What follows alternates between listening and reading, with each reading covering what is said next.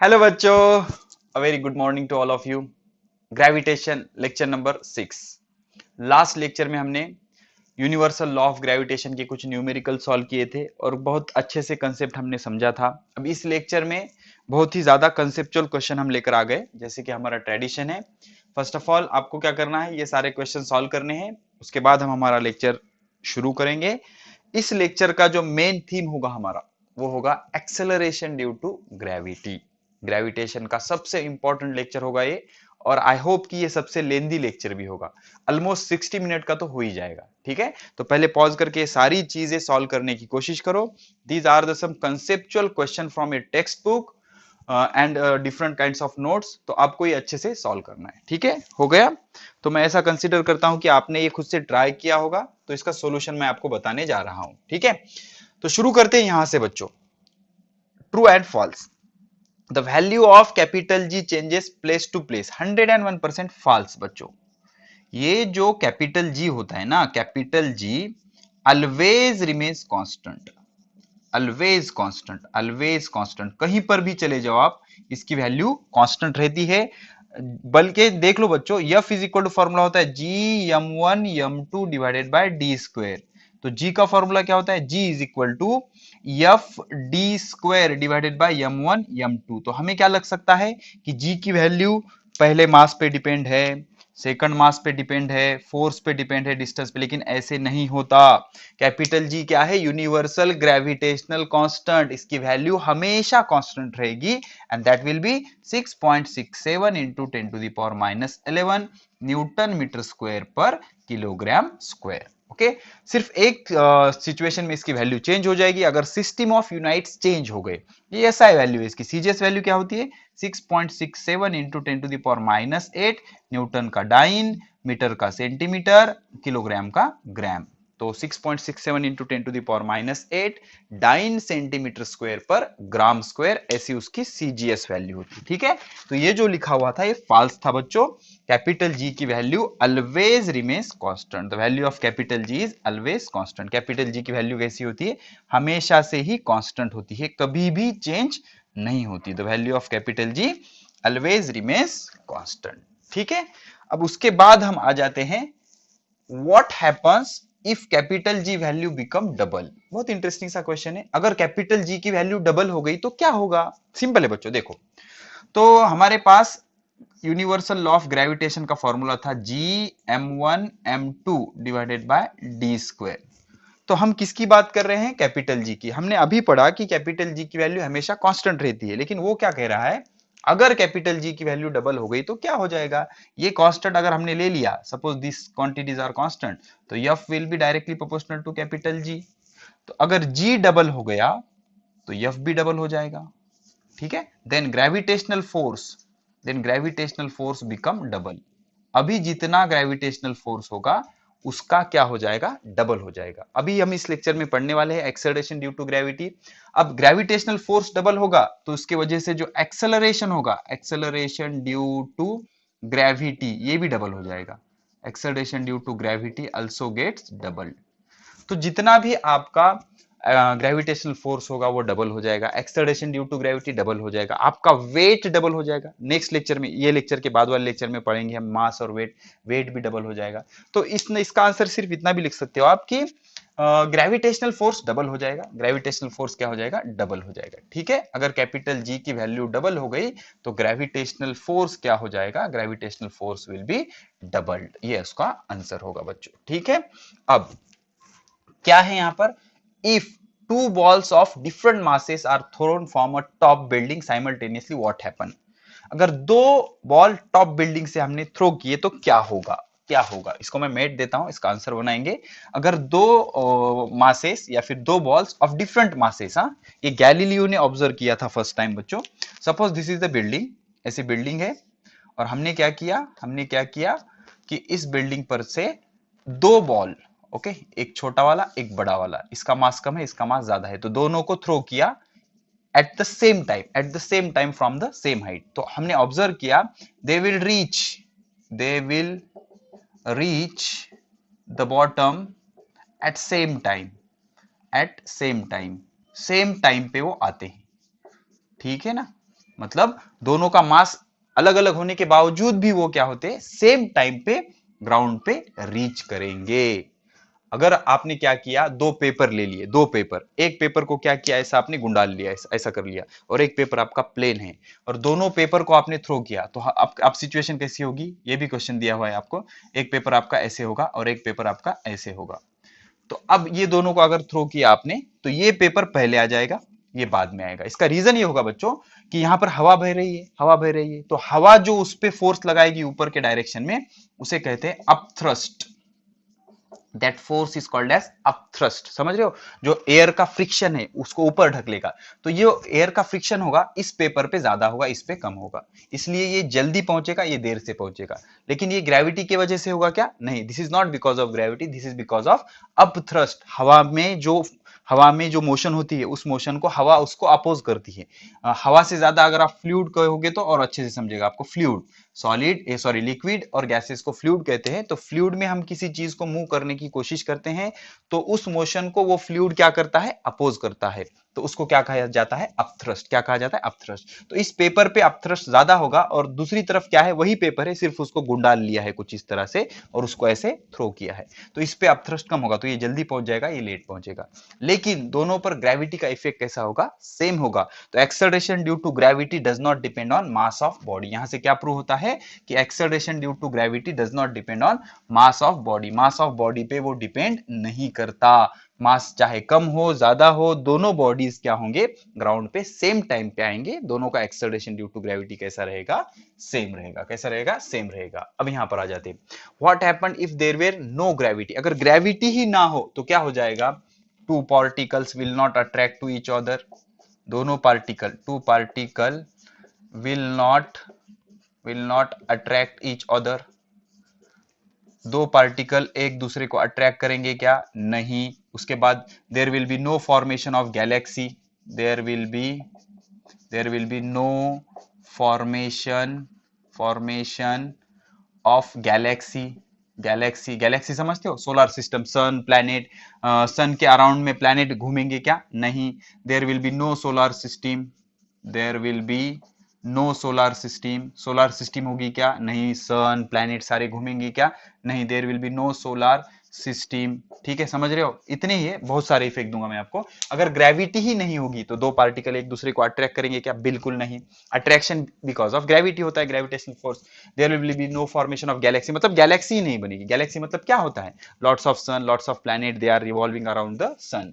There will be no solar system, sun नहीं होगा, सन के अराउंड में चीजें घूमेंगी क्या, नहीं। ग्रेविटी नहीं है तो घूमेगी क्या, नहीं। देखो बच्चों, अच्छे से याद रखो, जो सोलर सिस्टम बनी है उसका सबसे बड़ा रीजन है ग्रेविटी, और ग्रेविटी होने का सबसे बड़ा रीजन है मास। जिस बॉडी के पास मास है, वो दूसरे बॉडी जिसके पास मास है उसको 100% क्या करेगी, अट्रैक्ट करेगी। क्या करेगी, अट्रैक्ट करेगी। तो सोलर सिस्टम नहीं बनेगी। उसके बाद सबसे इंपॉर्टेंट, और ये आपके बुक में नहीं है, 11th-12th की बुक में है, there will be no atmosphere, there will be no atmosphere मतलब अर्थ के अराउंड अर्थ।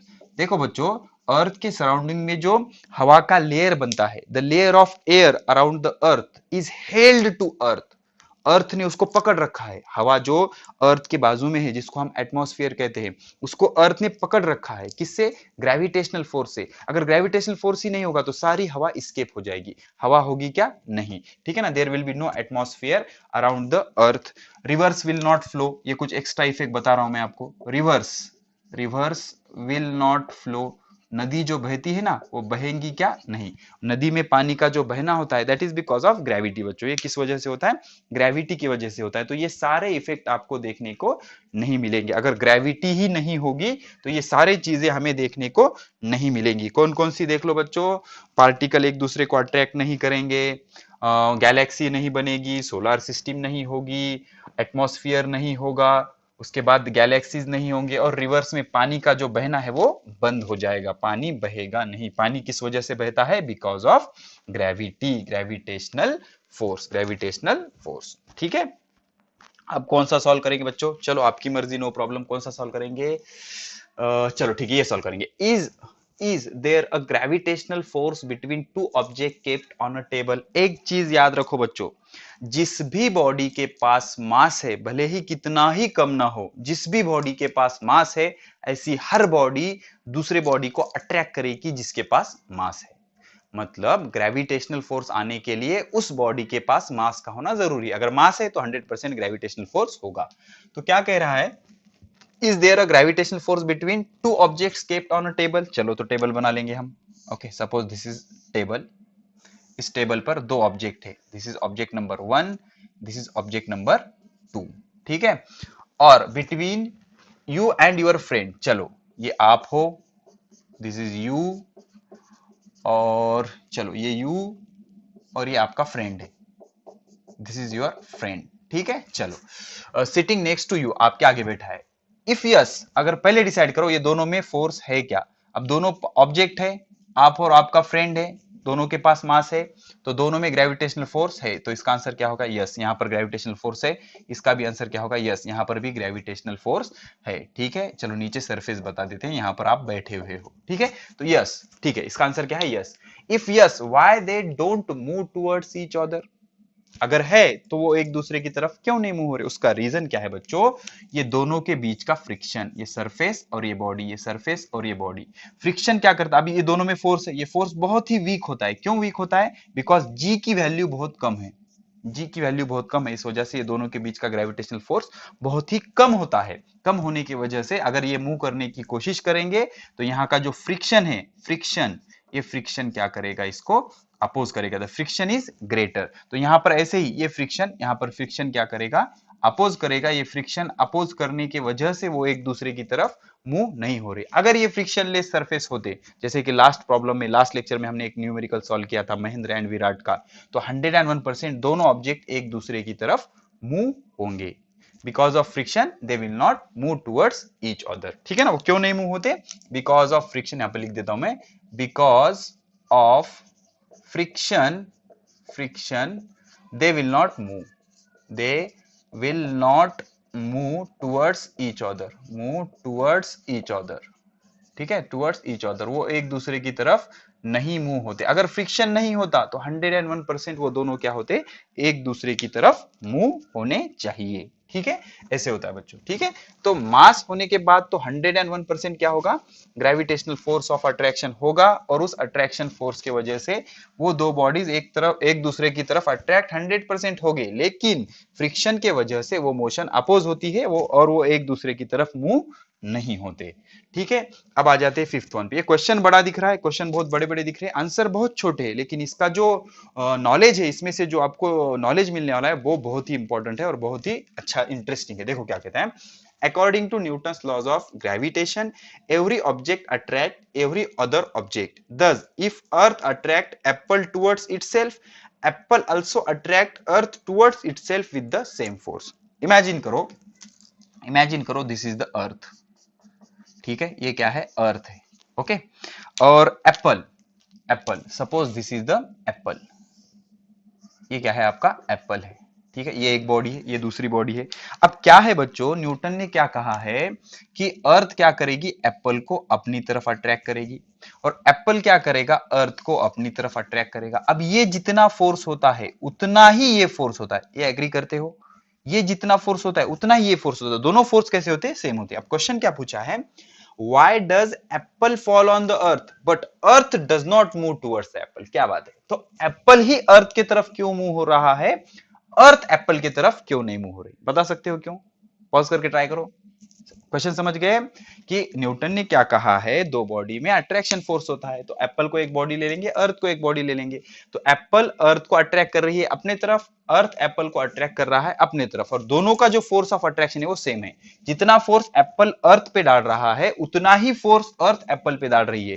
फिर एप्पल ही अर्थ की तरफ क्यों आ रहा है, अर्थ एप्पल की तरफ क्यों नहीं जा रही, इसका हमें रीजन पूछा है। ठीक है, तो पहली बात तो ये समझ लो, इसका आंसर सिंपल सा है, बिकॉज मास ऑफ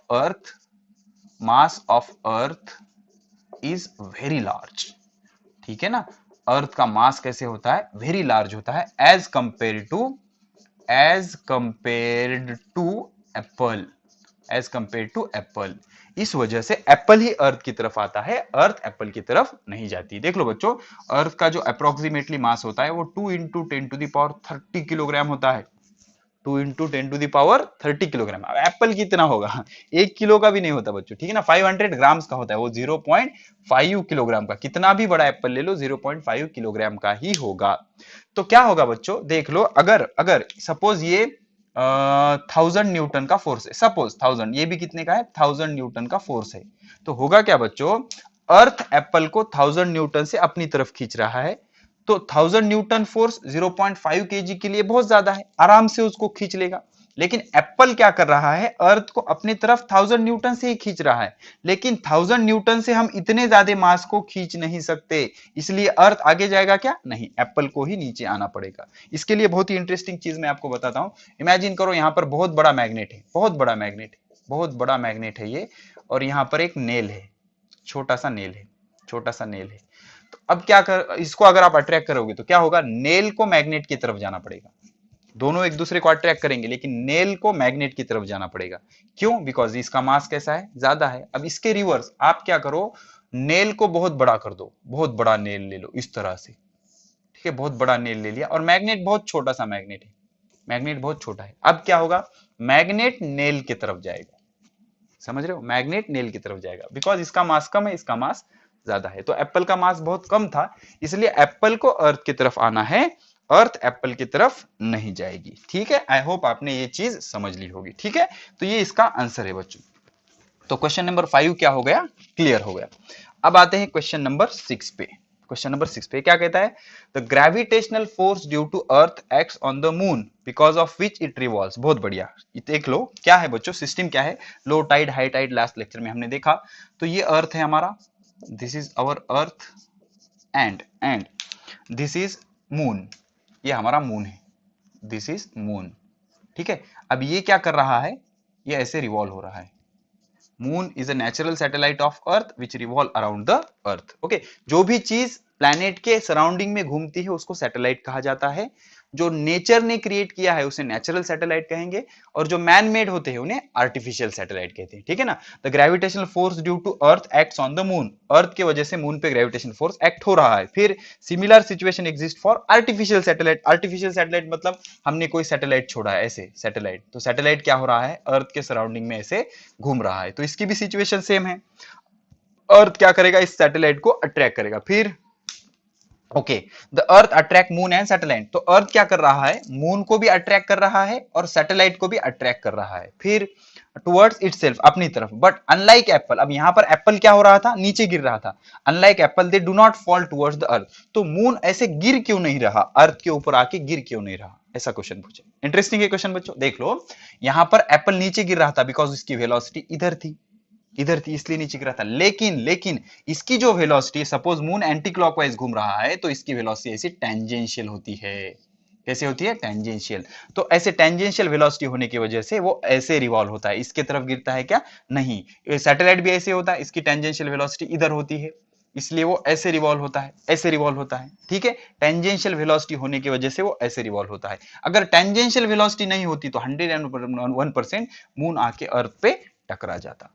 ठीक है, तो बिकॉज ऑफ टेंजेंशियल वेलोसिटी, उसकी वेलोसिटी कैसी होती है, टेंजेंशियल होती है, उसको टेंजेंशियल होती है, इस वजह से वो अर्थ की तरफ मूव नहीं होता और सर्कुलर ऑर्बिट में गोल गोल घूमता रहता है। ठीक है बच्चों, तो ये कुछ बढ़िया से इंटरेस्टिंग से हमारे क्वेश्चन थे आपके टेक्स्ट बुक से, जिससे आपका नॉलेज बढ़ेगा, नॉलेज बढ़ेगा और आपको ग्रेविटेशन का फील आएगा, ग्रेविटेशन का फील आएगा। अब इसके बाद हम एक टॉपिक शुरू करने जा रहे हैं, उस टॉपिक का नाम है अर्थ्स ग्रेविटेशनल फील्ड। इसमें बहुत अच्छी अच्छी चीजें हम डिस्कस करेंगे, अच्छे से समझ लो, 12th पॉइंट ऑफ व्यू बहुत ही ज्यादा इंपॉर्टेंट है। तो क्या है बच्चों, हेडिंग लगाओ, अर्थ्स ग्रेविटेशनल फील्ड। ठीक है, earth's gravitational field, earth's gravitational, earth's gravitational field. बहुत आसानी से हम एक एग्जांपल देखेंगे और अर्थ के ग्रेविटेशनल फील्ड के बारे में कुछ चीजें हम सीखेंगे, और इसके बाद तुरंत ही हम क्या कर देंगे, acceleration due to gravity continue करेंगे। अब हमने क्या किया बच्चों, हमने क्या किया, suppose this is the surface of earth, अच्छे से समझो बच्चों, suppose this is the surface of earth. ये क्या है, अर्थ सरफेस है। मुझे पता है अर्थ गोल होती है, लेकिन इमेजिन करो ये अर्थ सरफेस है।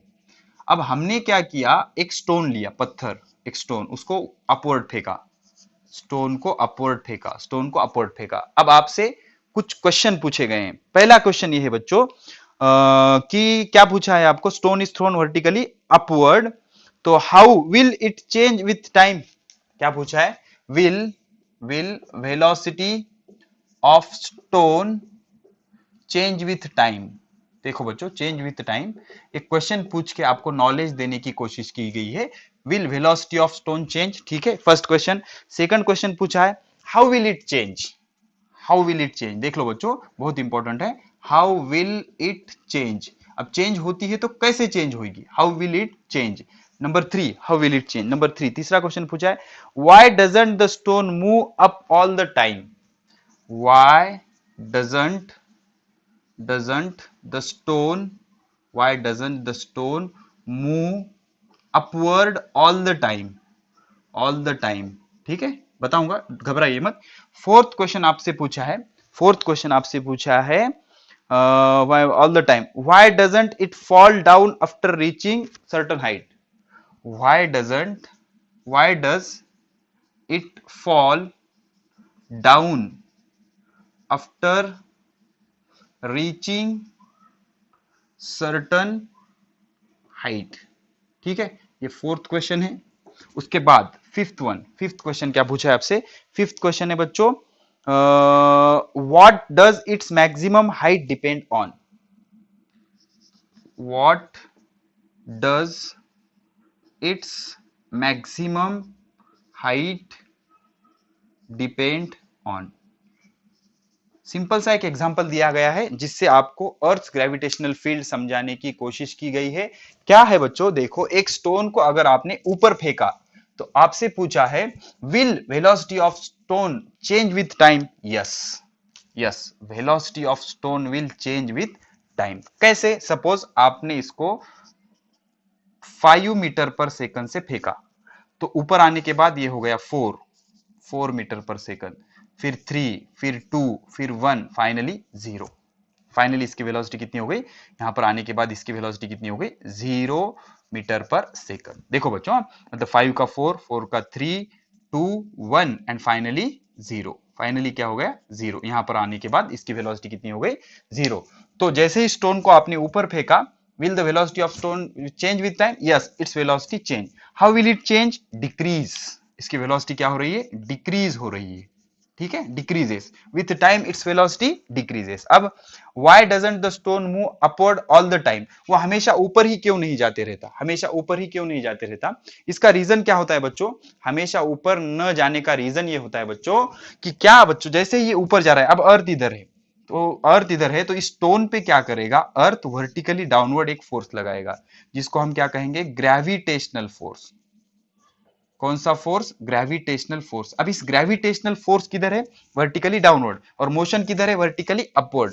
तो हम इसको अर्थ क्या कर रहा है, नीचे के डायरेक्शन में खींच रहा है, तो जैसे जैसे ये ऊपर जाएगा वैसे वैसे इसकी वेलोसिटी कम कम होती जाएगी। उसका रीजन ये होगा because gravitational force of attraction, gravitational force of attraction between stone and earth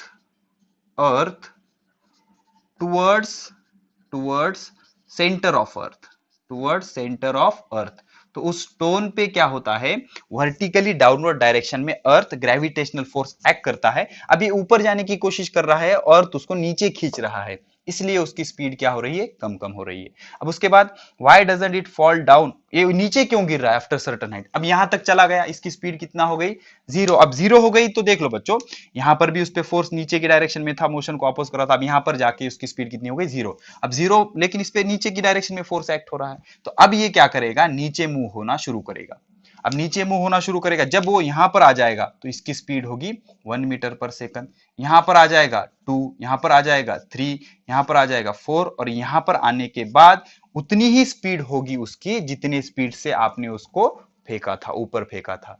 ठीक है, तो क्या कह रहा है ये, why does it fall on reaching certain height, एक लिमिटेड हाइट पे जाने के बाद वो नीचे क्यों गिर रहा है, बिकॉज ऑफ ग्रेविटेशनल फोर्स। किस वजह से, ग्रेविटेशनल फोर्स की वजह से, ग्रेविटेशनल फोर्स की वजह से। What does its maximum height depend on, अब मैंने क्या किया, दूसरा एक स्टोन लिया और उसको क्या किया मैंने, 10 मीटर पर सेकंड हाइट से फेंका। तो 10 मीटर पर सेकंड हाइट से फेंका तो डेफिनेटली इससे ज्यादा ऊपर जाएगा वो। अब 15 से फेंका तो उससे ऊपर जाएगा, 20 से फेंका उससे ऊपर जाएगा।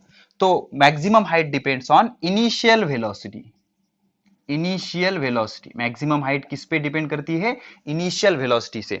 जितने ज्यादा इनिशियल वेलोसिटी से आप स्टोन को ऊपर फेंकोगे उतने ही ऊपर वो जाएगा, उतने ही ऊपर वो जाएगा और उतनी उसकी हाइट कैसा होगी, मैक्सिमम होगी। तो यहां से कंक्लूजन क्या निकला, on every object, on every object, on every object earth exerts a of attraction force of attraction towards the center of earth, towards the center of earth, and it is called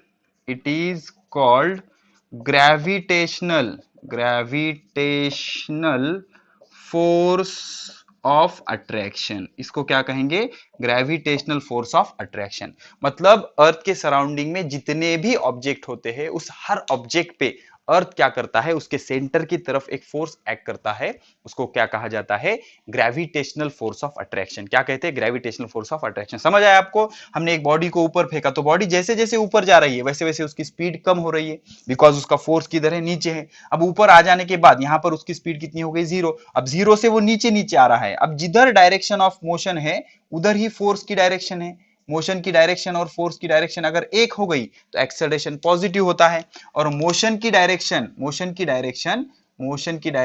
और force की direction opposite है, motion ऊपर है force नीचे है, तो acceleration negative होता है, उसकी स्पीड क्या होती जाएगी, कम कम होती जाएगी। तो नीचे से ऊपर तक स्पीड डिक्रीजेस, ऊपर से नीचे तक स्पीड इंक्रीजेस। ठीक है ना, तो इस तरह की कुछ फील्ड होती है, ये किस वजह से हो रहा है, because of gravitational field of earth. किस वजह से हो रहा है ये, because of gravitational field of earth. ये सारी चीजें किस वजह से हो रही है, because of gravitational field of earth gravitational field के वजह से ये सारी चीजें हो रही है। अब हम इसके बाद शुरू करेंगे एक इंटरेस्टिंग सा टॉपिक जिसका नाम है एक्सेलरेशन ड्यू टू ग्रेविटी। क्या बच्चों, एक्सेलरेशन ड्यू टू ग्रेविटी। ठीक है, चलो ये पॉज करके आपने नोट कर लिया होगा।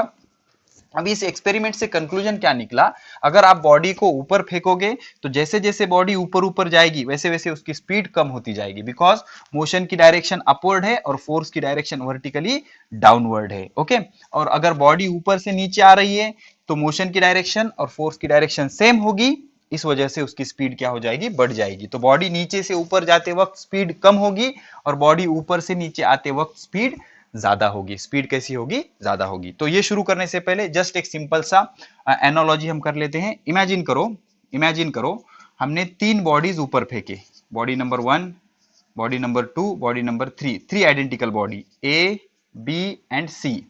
ठीक है, तीनों का मास सेम है। इसको हमने फेंका 7 मीटर पर सेकंड से, इसको फेंका 6 मीटर पर सेकंड से, इसको फेंका 5 मीटर पर सेकंड से। इनिशियल वेलोसिटी, तो ये क्या होगा, ये ऊपर ऊपर जाएगा, वेलोसिटी कम होगी, 0 होगी। अब नीचे आ जाएगा, बढ़ जाएगी, 7 हो जाएगी। अब 6 वाला ऊपर जाएगा, इससे ऊपर नहीं जाएगा, इससे कम जाएगा। ओके, ये ऐसा नीचे आ जाएगा। 5 वाला, उसकी स्पीड ऐसी होगी। तो जो वो मैक्सिमम हाइट ट्रेवल कर रहा है, it depends on initial velocity. आप इनिशियल वेलोसिटी जितनी ज्यादा रखोगे उतने ऊपर तक वो जाएगा। ठीक है, और वापस वैसे ही पैटर्न में आएगा। ठीक है, तो इस तरह से कुछ इसकी सिचुएशन होती है। और ये नीचे क्यों आ रहा है, बिकॉज इस पे ग्रेविटेशनल फोर्स एक्ट हो रहा है। कौन से डायरेक्शन में, वर्टिकली डाउनवर्ड डायरेक्शन में। कौन से डायरेक्शन में, वर्टिकली डाउनवर्ड डायरेक्शन में। ठीक है, अब एक बहुत ही इंटरेस्टिंग सी चीज मैं शुरू करने जा रहा हूं, इसका नाम है acceleration due to gravity. Acceleration due to gravity, और ये बहुत ज्यादा इंपॉर्टेंट है बच्चों। Acceleration due to gravity is very very important. तो हेडिंग लगाओ, acceleration due to gravity. Acceleration due to gravity. ठीक है, acceleration due to gravity. Light आ जा रही है बच्चों, लेकिन हमने तो सर पे कफन बांधा है, हम तो रुकने वाले नहीं, ठीक है ना। Acceleration due to gravity. अब देखो बच्चों, जहां जहां पर भी फोर्स आएगा वहां वहां पर 101% क्या होता है, एक्सेलरेशन होता है। तो क्या कहते हैं, the acceleration produce in a body due to gravitational force of earth. The acceleration, the acceleration produce in a body because of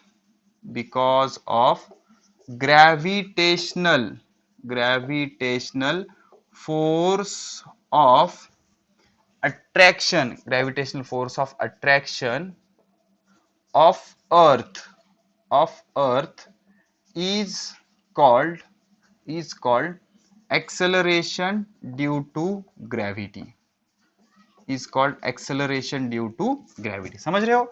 The acceleration produced in a body because of gravitational force of attraction of earth is called as acceleration due to gravity। मतलब gravitational force of attraction की वजह से जो कुछ भी acceleration generate होगा उसको क्या कहेंगे, acceleration due to gravity।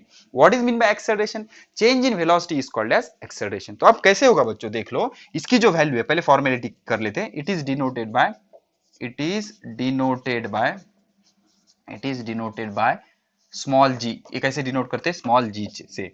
इसकी जो वैल्यू होती है on surface of earth, the value of find out करेंगे हम, don't worry. Value of small G place to place change होती है, लेकिन ऑन सरफेस ऑफ अर्थ होती है 9.8। अब ये एक्सेलरेशन है, इसलिए मीटर पर सेकंड स्क्वायर में मेजर करेंगे, ठीक है। अब इसकी वैल्यू एसआई सिस्टम में फाइंड आउट किया, अब सीजीएस में फाइंड आउट करेंगे। सीजीएस में कैसे, 9.8 मीटर का सेंटीमीटर कैसे करते हैं, 100 से मल्टीप्लाई करते हैं। सेंटीमीटर सेकंड का सेकंड होता है, 100 से मल्टीप्लाई किया तो कितना आ जाएगा, 980 सेंटीमीटर पर सेकंड स्क्वायर। अब इसका मीनिंग क्या होता है, इसको थोड़ा सा फील करते हैं। एक्सेलरेशन ड्यू टू ग्रेविटी को हम फील करते हैं। तो इमेजिन करो कि अप्रोक्सीमेशन के लिए ये 9.8 के बजाय कितनी है, 10 मीटर पर सेकंड स्क्वायर है, 10 मीटर पर सेकंड स्क्वायर है। तो इसके मीनिंग क्या होते हैं बच्चों, देख लो। अगर मैंने क्या किया, एक बॉडी को ऊपर फेंका, कितने से, 100 मीटर पर सेकंड से, तो एक सेकंड में इसकी स्पीड कितनी हो जाएगी, 10 से कम हो जाएगी, 90 मीटर पर सेकंड हो जाएगी। 2 सेकंड में 80 हो जाएगी। मतलब एक सेकंड में इसकी स्पीड कितने से चेंज हो रही है, 9.8 से। 9.8 जिसको आप अप्रोक्सीमेटली कितने कहते हैं, 10। तो इस वजह से चेंज इन वेलोसिटी एक सेकंड में कितना हो रही है, 10। इस वजह से एक्सेलरेशन ड्यू टू ग्रेविटी कितना लिया, 10 लिया, ठीक है। इसके रिवर्स अगर आप क्या करोगे, ऊपर से कोई बॉडी रिलीज करोगे, इसकी इनिशियल वेलोसिटी कितनी है, 0। इनिशियल वेलोसिटी कितनी है, 0। तो एक सेकंड के बाद इसकी वेलोसिटी होगी 10 मीटर पर सेकंड। 10 मीटर पर सेकंड एग्जैक्ट ही चाहिए, तो 9.8 मीटर पर सेकंड। अप्रोक्सीमेटली हम क्या कर रहे हैं, 10 कंसीडर कर, मतलब ऊपर से नीचे आते वक्त एक सेकंड में वेलोसिटी 9.8 से बढ़ेगी, और नीचे से ऊपर जाते वक्त वेलोसिटी 9.8 से घटेगी। इसलिए ऊपर के डायरेक्शन में जी को निगेटिव लिया जाता है, डिक्रीज हो रहा है ना, और नीचे के डायरेक्शन में जी को पॉजिटिव लिया जाता है, इंक्रीज हो रहा है। तो नीचे के डायरेक्शन में एक्सेलरेशन होता है, ऊपर के डायरेक्शन में रिटार्डेशन होता है, जिसको हम डिसेलरेशन भी कहते हैं। क्या कहते हैं, डिसेलरेशन भी कहते हैं। तो this is the introduction of acceleration due to gravity. तो ग्रेविटेशनल फोर्स की वजह से जो एक्सेलरेशन जनरेट होता है उसको क्या कहा जाता है, एक्सेलरेशन ड्यू टू ग्रेविटी। क्या कहा जाता है, acceleration due to gravity. Let us find the expression for acceleration due to gravity. हम क्या करेंगे, एक्सेलरेशन ड्यू टू ग्रेविटी की वजह से एक्सेलरेशन ड्यू टू ग्रेविटी का क्या करेंगे, एक्सप्रेशन बनाएंगे। ओके, बहुत ही सिंपल है बच्चों। तो याद रखो, ग्रेविटेशनल फोर्स के वजह से जो कुछ भी एक्सेलरेशन जनरेट हो रहा है उसको हम क्या कह रहे हैं, एक्सेलरेशन ड्यू टू ग्रेविटी। क्या कह रहे हैं, acceleration due to gravity. Okay, तो देख लो बच्चों, इमेजिन करो, सिंपल सी चीजें। ओके, एक्सप्रेशन बनाएंगे हम, एक्सेलरेशन ड्यू टू ग्रेविटी का एक्सप्रेशन बनाएंगे, ठीक है। चलो कोई बात नहीं, इमेजिन करो दिस इज द अर्थ, ये अर्थ है हमारा। Okay, this is the earth, ठीक है। ये उसका सेंटर है, ये है हमारा रेडियस ऑफ अर्थ। क्या है, रेडियस ऑफ अर्थ। और कैपिटल एम क्या है, मास ऑफ अर्थ। यहां पर लिखते जाता हूं मैं, कैपिटल एम क्या है, मास ऑफ अर्थ, ठीक है। उसके बाद कैपिटल आर क्या है, radius of earth, capital R क्या है, रेडियस ऑफ अर्थ। ओके, अब सपोज मैंने क्या किया, यहां पर एक बॉडी रखी। ओके, इसका मास कितना है, स्मॉल एम। कितना है, स्मॉल एम। तो स्मॉल एम क्या हो गया, mass of body. Mass of body, समझ रहे हो, मास ऑफ बॉडी। अब मैंने क्या किया, इस मास को कितने हाइट पर रखा, इस मास को मैंने यच हाइट पर रखा। कितने हाइट पर रखा, यच, तो यच क्या हो गया, height of body, HEIGHT, height of body. अब मुझे बताओ the distance between two bodies कितना है, यच है, आर है, या यच प्लस आर है। ऑब्वियसली कितना है, यच प्लस आर। हम डिस्टेंस हमेशा सेंटर टू सेंटर मेजर करते हैं। ओके, लास्ट लेक्चर में मैं बता रहा था आपको, डिस्टेंस हमेशा सेंटर टू सेंटर मेजर करते हैं। इसको ले लेते हैं हम स्मॉल आर, क्या ले लेते हैं, स्मॉल आर। तो स्मॉल आर क्या हो जाएगा बच्चों, small r is equal to r plus h, समझ रहे हो, इतना आपका कैपिटल आर है और इतना आपका यच है, तो स्मॉल आर क्या हो जाएगा, R plus H is equal to distance between two bodies, या फिर distance between body and earth, body and earth. अब क्या करो, अर्थ को एक बॉडी ट्रीट करो और इसको एक बॉडी ट्रीट करो। अर्थ एक बॉडी है, उसका मास कितना है, यम, और ये एक बॉडी है, उसका मास कितना है, छोटा यम, और दोनों के बीच का डिस्टेंस कितना है, छोटा आर। तो ग्रेविटेशनल फोर्स क्या हो जाएगा, gravitational force between body, gravitational force between body and earth, gravitational force between body and earth is given by क्या हो जाएगा, F is equal to capital G, पहला मास, इसको ले लो, डजंट मैटर, पहला मास, पहले बॉडी का मास, दूसरे बॉडी का मास, डिवाइडेड बाय दोनों के बीच के डिस्टेंस का स्क्वायर, इक्वेशन नंबर फर्स्ट। ये क्या हो गया हमारा, ग्रेविटेशनल फोर्स, क्या हो गया, gravitational force. But according to Newton's law, according to Newton law क्या कहता है, force is equal to mass into acceleration, force is equal to mass into acceleration. अगर वो फोर्स ग्रेविटेशनल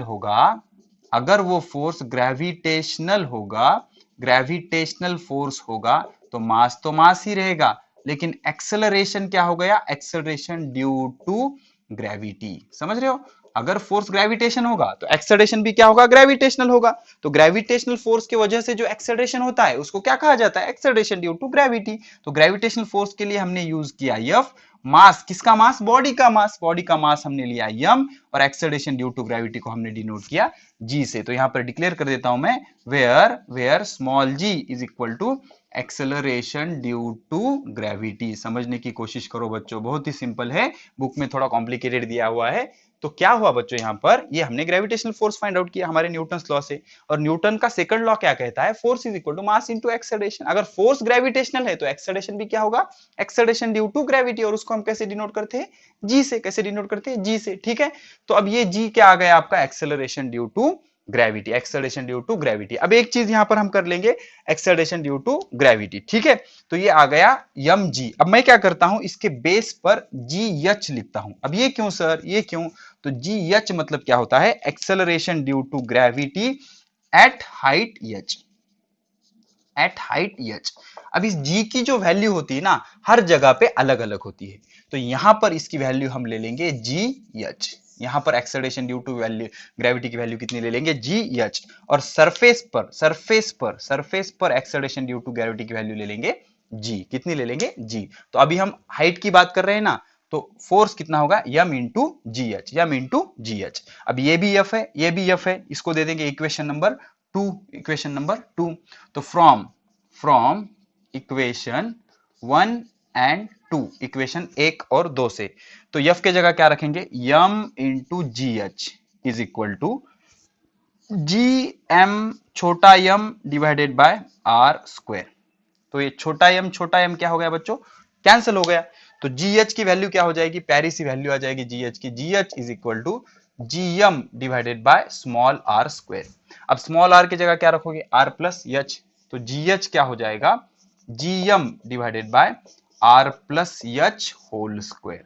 अब यहां से एक चीज को समझो बच्चों, हमने एक एग्जांपल देखा था, हमने एक ज्यादा मास का बॉल फेंका था और कम मास का बॉल फेंका था, और दोनों अर्थ पे सेम टाइम में आए थे। क्यों, बिकॉज इसकी जो एक्सेलरेशन ड्यू टू ग्रेविटी है इसके मास पे डिपेंड ही नहीं करती, इसका मास है क्या अंदर, छोटा m इसके अंदर है क्या, नहीं, सिर्फ मास ऑफ अर्थ पे डिपेंड करती है यूनिवर्सल ग्रेविटेशन कांस्टेंट, और डिस्टेंस पे डिपेंड करती है। मास पे डिपेंड करता है क्या, नहीं, तो मास छोटा हो बड़ा हो डजंट मैटर, अर्थ का मास तो दोनों के लिए कैसा रहेगा, सेम रहेगा। तो दोनों बॉडीज आप कितने भी सेम हाइट से रिलीज करोगे तो नीचे उन पर same acceleration due to gravity act करेगा, इस वजह से उनको टाइम कैसा लगेगा, सेम लगेगा। ठीक है, तो GH इज इक्वल टू क्या आ गया, GM divided by R plus H square. if body is taken to earth surface, अगर आपने बॉडी को उठाकर सरफेस पर ला लिया, यहां से यहां ला लिया, तो H कितना हो गया, H कितना हो गया, जीरो, हाइट जीरो हो जाएगा ना, H कितना हो जाएगा, जीरो, और GH क्या हो जाएगा, GH हो जाएगा G। अब नीचे आ गए ना, तो नीचे एक्सेलरेशन ड्यू टू ग्रेविटी कितना हो जाएगा, G कितना हो जाएगा, G। तो अब क्या करेंगे, यहाँ पर वैल्यू रखेंगे, G is equal to GM divided by R plus zero square, मतलब कितना आ जाएगा, ये R स्क्वायर, कितना आ जाएगा, R स्क्वायर। ठीक है, अब इनके वैल्यूज हमें पता है बच्चों, देख लो अच्छे से। अब इधर इसमें अगर आप वैल्यूज रखोगे, G की वैल्यू क्या होती है, 6.67 into 10 to the power minus 11 into mass of earth की वैल्यू क्या होती है, 2 into 10 to the power 30 kilogram, divided by radius कितनी होती है, 6.4 into 10 to the power 6 metre, इसका स्क्वायर।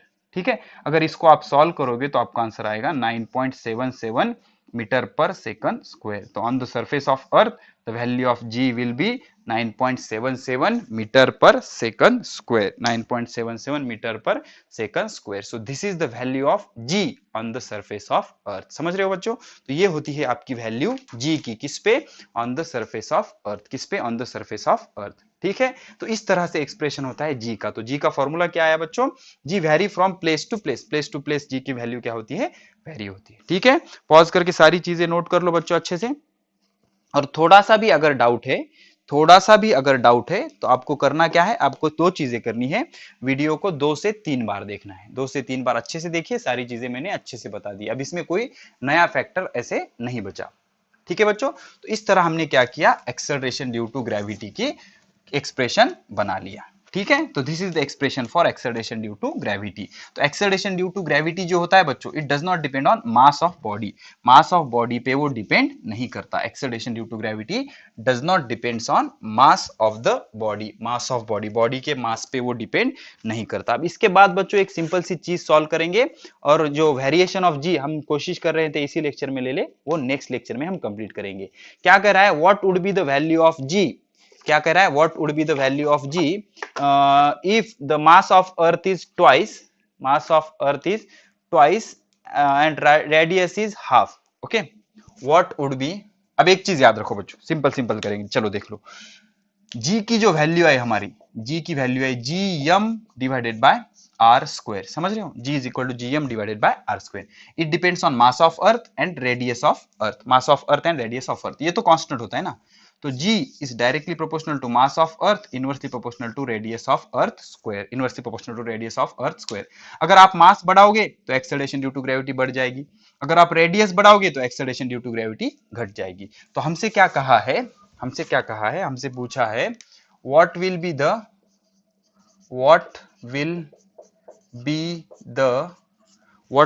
क्वेश्चन क्या है, what will be the value of G, value of G, value of G, G की वैल्यू क्या हो जाएगी, what will be the value of G if number one mass of earth is doubled, mass of earth is doubled, क्या किया, अर्थ का मास double कर दिया, and radius become half, radius क्या कर दिया, हाफ कर दिया, मास को डबल कर दिया और रेडियस को क्या कर दिया बच्चों, हाफ कर दिया। तो G की वैल्यू क्या होगी, बहुत ही इंटरेस्टिंग, बहुत ही अच्छा न्यूमेरिकल है बच्चों।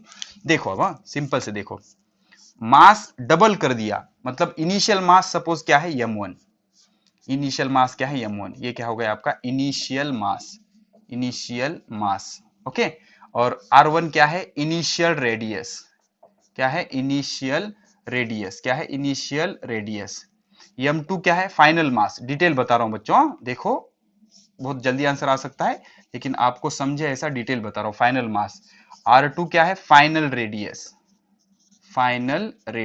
r2 क्या है, फाइनल रेडियस। तो क्या कह रहा है, मास बिकम डबल, तो बाद का मास शुरू के डबल हो गया, तो m2 is equal to twice m1, mass double कर दिए ना, तो शुरू के डबल कर दिए, और रेडियस को हाफ कर दिया, मतलब R2 is equal to half, half मतलब 1/2 R1, R2 is equal to 1/2 R1। तो क्या होगा, initial acceleration due to gravity हम कितना ले लेंगे, G। तो आपको G2 फाइंड आउट करना है। G1 कितना है, G, तो आपको G2 फाइंड आउट करना है। ठीक है, तो देख लेंगे बच्चों, नो प्रॉब्लम। क्या करेंगे बच्चों, G1 की वैल्यू, G की वैल्यू लिखेंगे पहले। G क्या होता है, GM divided by R square, simple, GM divided by R square.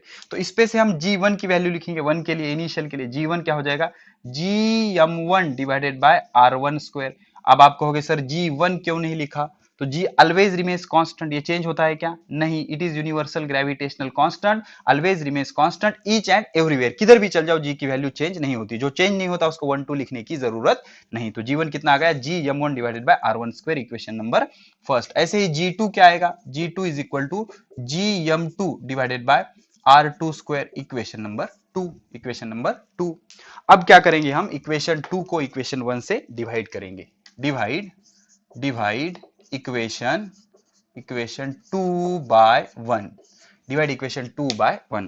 तो 2 क्या है बच्चों, 2 is G2, right hand side, 1 क्या है, G1 इज इक्वल टू, इसकी राइट हैंड साइड क्या है, GM2 divided by R2 square whole divided by 1, GM1 divided by R1 square. अब क्या हो जाएगा, ये G और ये G क्या हो जाएगा, कैंसल। G2 हमें फाइंड आउट करना है, G1 कितना है, G, okay, is equal to, अब ये न्यूमरेटर डिनोमिनेटर, डिनोमिनेटर का डिनोमिनेटर न्यूमरेटर होता है, तो ये ऊपर चला जाएगा बच्चों। तो ये कैसा हो जाएगा, M2 divided by M1, M2 divided by M1, और ये ऊपर चला जाएगा R1 square divided by R2 square. ठीक है, अब इसको कैसे लिखेंगे बच्चों, देख लो, M2 की जगह क्या रखने आता है, 2M1, क्या रखने आता है, 2M1, ये डिवाइडेड बाय M1 इनटू, इसको क्या करेंगे, R1 divided by R2 whole square, ऐसा लिखेंगे, R1 divided by R2 whole square, ऐसा लिखेंगे। अब ये 2 को इधर भेज दो बच्चों, 2 को इधर भेज दो, तो ये हो जाएगा 2R2 is equal to R1, क्या हो जाएगा, R1। तो R1 की जगह क्या, अब ये M1 क्या हो गया, कैंसल, तो यहाँ क्या बचा, 2 इंटू ब्रैकेट R1, R1 की जगह क्या रखेंगे, 2R2, 2R2 divided by R2 whole square. तो ये R2 क्या हो गया बच्चों, कैंसल, 2 स्क्वायर क्या हो जाएगा, 4, तो यहाँ क्या बचेगा, 2 इंटू 4, तो 2 इंटू 4 कितना होता है, 2 इंटू 4 इज बेसिकली 8, कितना होता है, 8। तो क्या आ गया, G2 divided by G is equal to कितना आ गया, 8। तो G2 इज इक्वल टू क्या हो गया, 8G। तो अगर आपने ऐसा किया, कैसा, मास ऑफ अर्थ डबल किया, रेडियस ऑफ अर्थ को हाफ किया, तो acceleration due to gravity 8 times बढ़ जाएगा। कितने टाइम बढ़ जाएगा, 8 टाइम। ठीक है, acceleration due to gravity will be increase by 8 times. तो एक्सेलरेशन ड्यू टू ग्रेविटी आपका 8 टाइम्स से क्या हो जाएगा बच्चों, बढ़ जाएगा। ठीक है, पॉज करके अच्छे से लिख लो बच्चों इसे। हो गया, हो गया, हो गया बच्चों। तो इस तरह से G की वैल्यू क्या हो जाती है, चेंज हो जाती है। हो गया बच्चों, ठीक है। तो यहां पर ये हमने एक्सेलरेशन ड्यू टू ग्रेविटी को अच्छे से समझ लिया और उसको कैलकुलेट भी कर दिया। अब नेक्स्ट लेक्चर की जो शुरुआत करेंगे बच्चों, ऐसे जबरदस्त एमसीक्यू क्वेश्चन लेके आएंगे और नेक्स्ट लेक्चर में हम variation of acceleration due to gravity पढ़ेंगे। ठीक है, तो तब तक पढ़ाई करते रहे। All the very best.